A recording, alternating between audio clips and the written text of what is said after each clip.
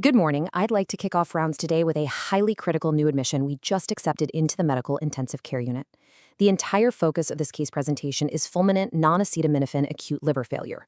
Over the next 20 minutes or so, we're going to methodically walk through her initial clinical presentation and the extensive diagnostic hunt required to definitively rule out toxic etiologies.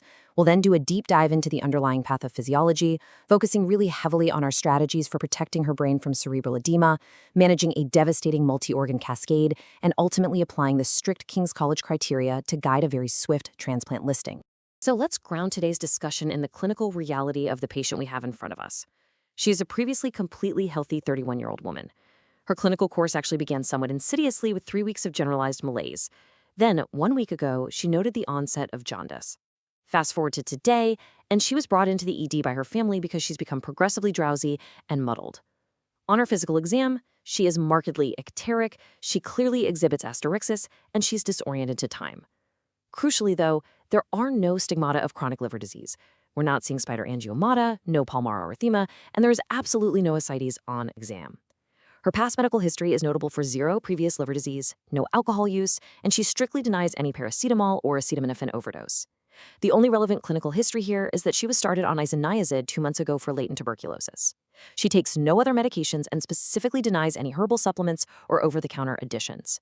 Her initial laboratory workup confirms profound hepatocellular injury. We have markedly raised aminotransferases and bilirubin and an INR 4.1.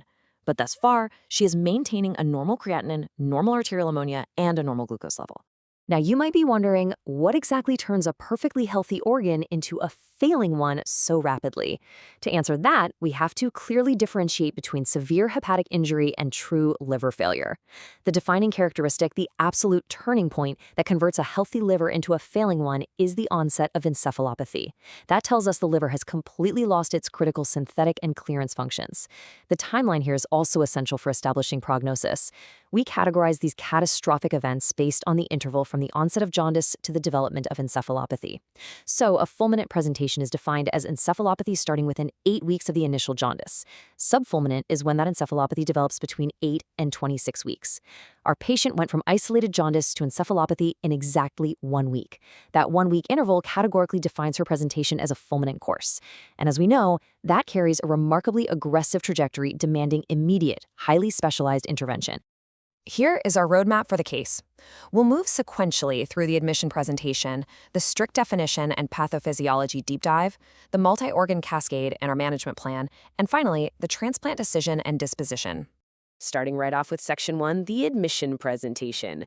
When we're casting our diagnostic net in the emergency department, we are trying to rapidly identify or rule out reversible toxicities. And the sheer dominance of toxic exposures here really cannot be overstated.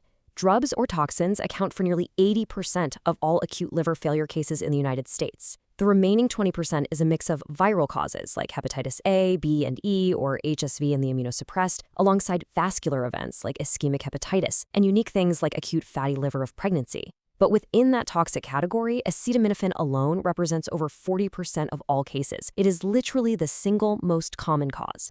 Because acetaminophen toxicity is so ubiquitous, and honestly because encephalopathic patients are inherently unreliable historians, a serum acetaminophen level is an absolutely mandatory first-line test on every single acute liver failure patient, no matter what their history suggests.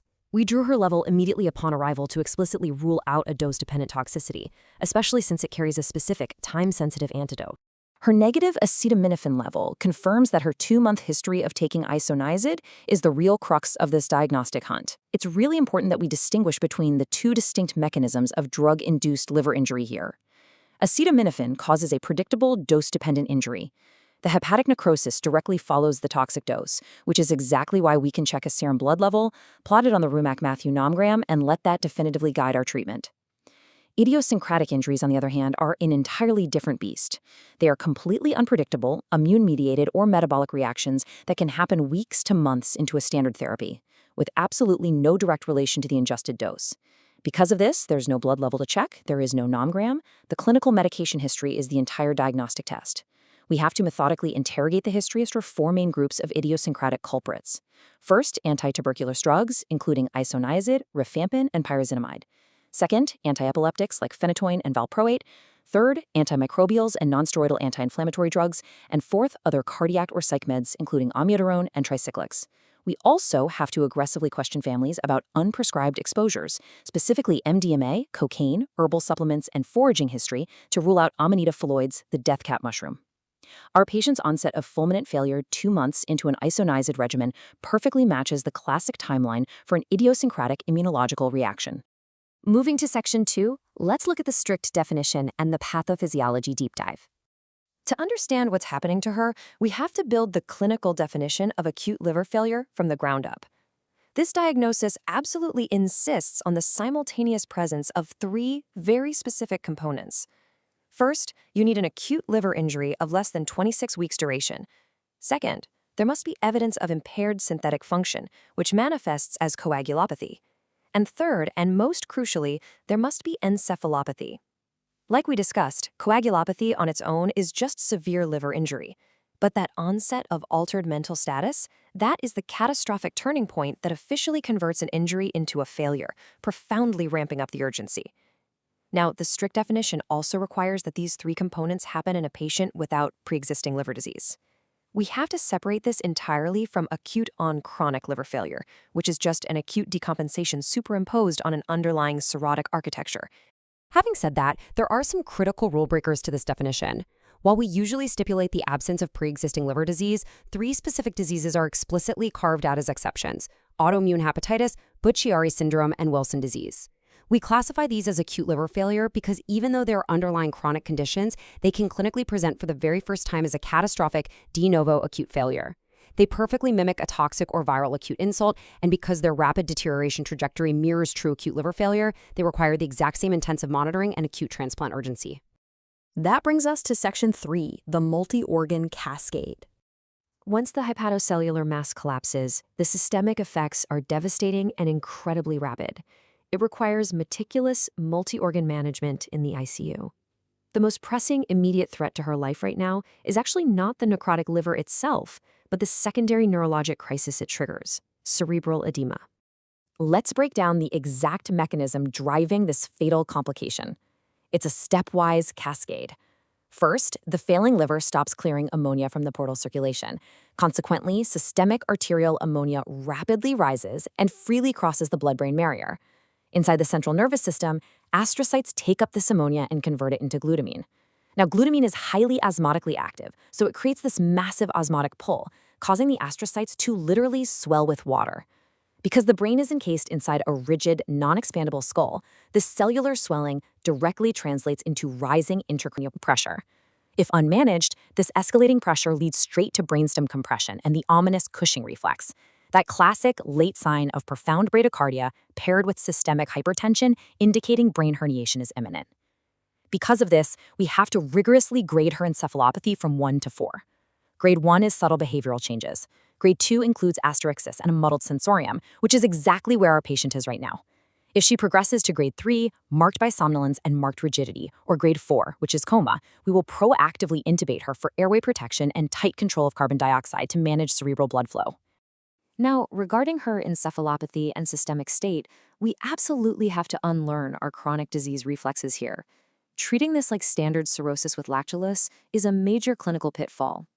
In chronic cirrhosis, sure, lactulose is highly beneficial. But in acute liver failure, it offers virtually no survival benefit and is actually detrimental. These patients are often in a profound vasodilated shock state that mimics severe sepsis, bringing a high risk of ARDS, acute tubular necrosis, and hepatorenal syndrome. Giving lactulose in this setting frequently causes severe fluid and electrolyte shifts in a patient whose hemodynamics are already incredibly fragile. Furthermore, the severe bowel distension created by lactulose makes the imminent life-saving liver transplant surgery technically treacherous for the surgical team. Beyond the grain and the shock state, we have to anticipate a few systemic illusions. First is the concept of a balanced coagulopathy. Yes, the necrotic liver halts production of procoagulant factors, 2, 7, 9, and 10, causing the INR to spike. But it simultaneously halts production of highly potent endogenous anticoagulants, namely protein C and protein S. Because both sides of the cascade fall together, the elevated INR is actually just a prognostic marker of diminished hepatic mass. It is not an indicator of an autoanticoagulated state, and it is not an automatic bleeding risk. We give vitamin K, but we strictly reserve plasma and platelets only for active, life-threatening bleeding to avoid massive volume overload and ruining our best prognostic metric. Second, infections are constantly missed. These patients are functionally profoundly immunosuppressed due to impaired complement and neutrophil function, yet classic signs like fever and leukocytosis might be entirely absent. We keep a very low threshold for broad-spectrum antibiotics with antifungal cover in high-risk patients. Finally, the failing liver can't synthesize or store glucose. A simple drop in blood sugar can flawlessly mimic worsening encephalopathy, so we always check a point-of-care glucose before assuming the brain swelling is advancing. Finally, we've arrived at Section 4, our assessment, plan, and the transplant decision. For our assessment and plan, we obviously stopped the isoniazid immediately. Her rapid deterioration dictated that we initiate a swift transfer to the medical ICU here at our transplant center. Doing this before she deteriorated to grade 3 encephalopathy was paramount because transporting a patient with high intracranial pressure is incredibly dangerous.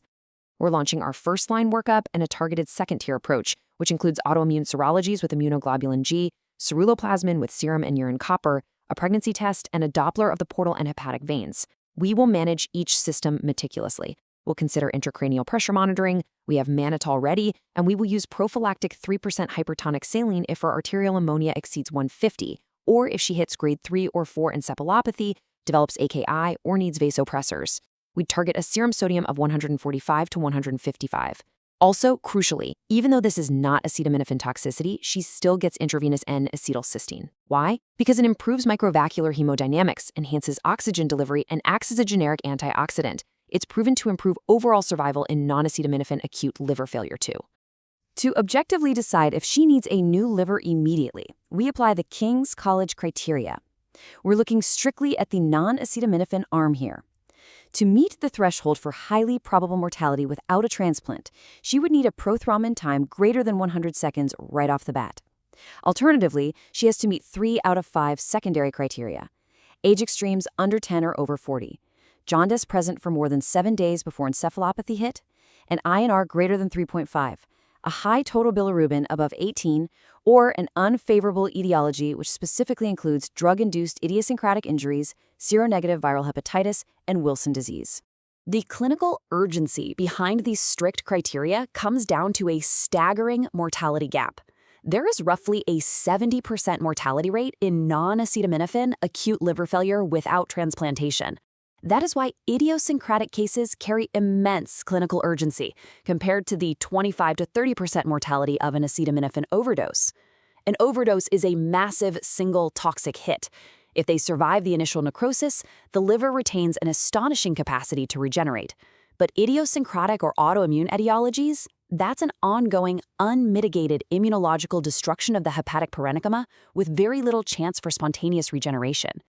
Bringing it all back to our 31-year-old patient, her clinical trajectory demanded action. She actually met 3 critical secondary criteria on day 1 of her admission.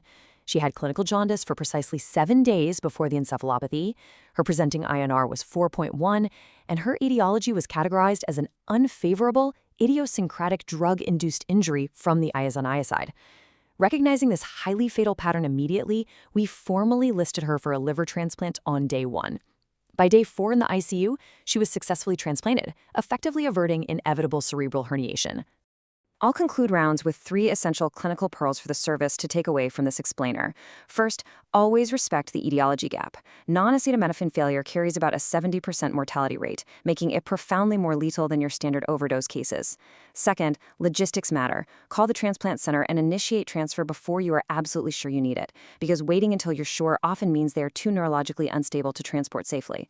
And finally, remember the systemic illusions. If a patient's mental status is rapidly falling, check a glucose level before you definitively blame the brain. Mastering these fundamental pathophysiology concepts is absolutely the key to saving young, otherwise healthy patients from a catastrophic fulminant collapse. That wraps up the presentation for this case. I'd be happy to field any questions you have.